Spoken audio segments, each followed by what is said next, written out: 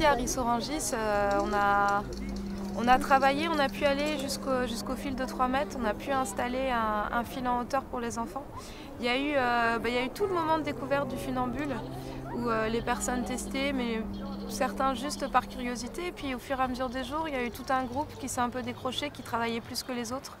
Et du coup, on a pu aller un peu plus loin, on a pu aller plus loin dans le travail. Et ben, je vais vous donner la règle avec le balancier. Ok, c'est une autre manière de s'équilibrer. Donc lui, le balancier, il va aller au niveau du nombril. Ah ouais, et ensuite, on va tendre les mains comme ça. Au tout début, le premier jour que je suis venue, on faisait sur des fils de à peine 1 mètre. On m'a, à force de faire, j'ai monté un peu plus les fils, environ 2 mètres. Après, vu qu'ils ont dit que j'allais bien en faire, ils m'ont fait un test sur 1 mètre, un fil d'environ 2 mètres, je crois. Après, ça allait, donc Tatiana m'a demandé est-ce que je voulais faire partie du spectacle.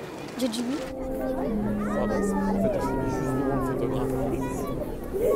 Il y a de la place. Eh ben, j'ai trop envie de ça. Ah, t'as fait ça? Je sais pas comment.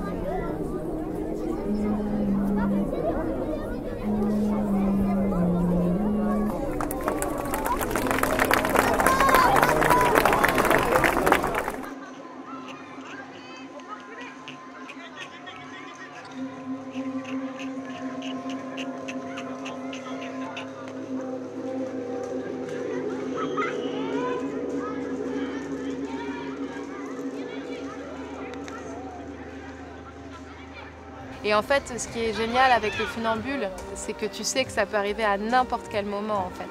C'est-à-dire que quand tu fais une traversée, tu prends un risque et tu es conscient de ce risque que tu prends. Et tu finis par te dire qu'en fait, tout ce que tu fais dans la vie, quand tu conduis ta voiture, quand tu traverses un passage piéton, peu importe, tout ce que tu fais dans ta vie, tu prends un risque. Et à chaque fois, tu risques de mourir.